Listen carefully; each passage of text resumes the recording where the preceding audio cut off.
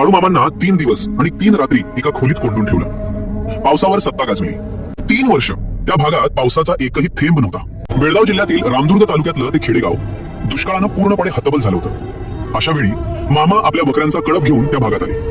पण जिथे चारा नाही, पाणी नाही, तिथे थांबणं अशक्य. मामा परत जाण्याचा विचार करत होते. मामांना पाहून पुष्कळ लोकांनी गर्दी केली. ते मामांना म्हणाले, तू साधा माणूस नाहीस, तू परमेश्वर आहेस. चारा पाणी नाही म्हणून परत जातोस हे तुला बरं दिसतंय काय? आम्ही आता काय करावं? आमची वाट कोणती ते सांग. आम्ही आता कसं जगावं? मामा एक शब्दही बोलले नाहीत. आणि तेव्हाच गावकऱ्यांनी कठोर निर्णय घेतला. पाऊस पडल्याशिवाय मामांना सोडायचं नाही. 3 दिवस 3 रात्री मामांना एका खोलीत कोंडून ठेवलं गेलं. 4थ्या दिवशी अचानक मामा म्हणाले, मला घराच्या धाब्यावर जायचंय, आज पाऊस पडेल. असे म्हटल्यावर लोकांनी मामांना मोकळे केले. मामा घरावर उभे राहिले, आकाशाकडे हात दिले आणि हळूच काहीतरी पुटपुटले.